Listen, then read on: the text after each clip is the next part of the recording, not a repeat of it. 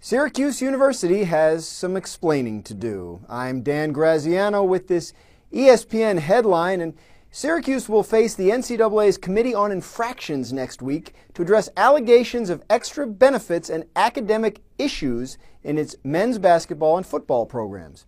A source telling ESPN that the allegations regarding the basketball team go back about 10 years and touch on the 2013 season most recently. For more on this story, we welcome in ESPN's Brett McMurphy. Brett, what can you tell us about the allegations Syracuse is facing? Well, the allegations involve the men's basketball and football programs, and like you said, a source told me they go back at least 10 years. The majority of the allegations are for the men's basketball program. The most serious allegations also involve the men's basketball program, receiving extra benefits. They've had some academic issues. They've actually suspended some players in the past couple of years because of these academic issues. Melo in 2012 and James Southerland in 2013.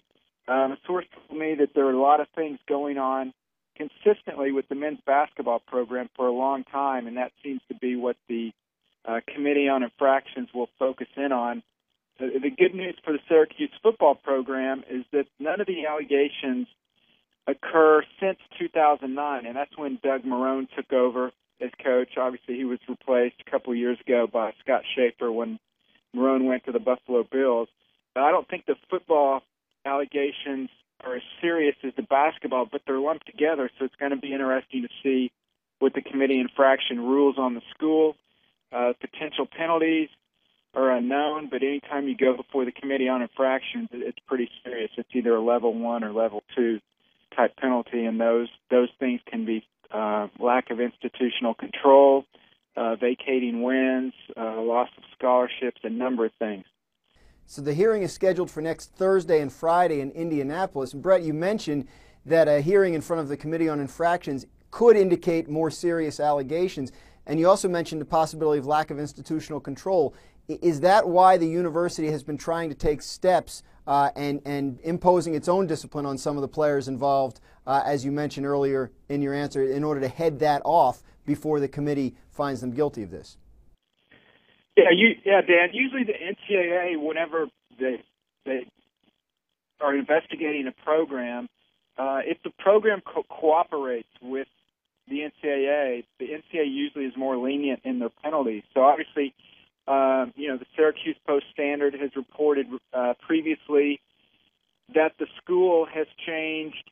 It has restructured the athletic department's academic services department, which was responsible for keeping athletics academically eligible.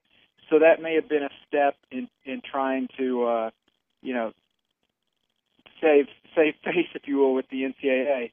But bottom line is, if they do have these allegations going back 10 years and as recently as 2 years ago, that's a long history of that. So it's going to be interesting to see what they do with this and, how far back do these go. I mean, I was told they go back at least to 2004 or 2005. They may go back further than that. But anytime you go before the Committee on Infractions, it's not a good thing.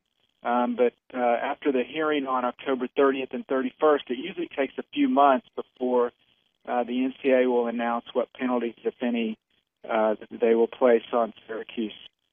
He's Brett McMurphy of ESPN, and for more from him and for more on all of your college basketball and football news, keep it right here on ESPN.com.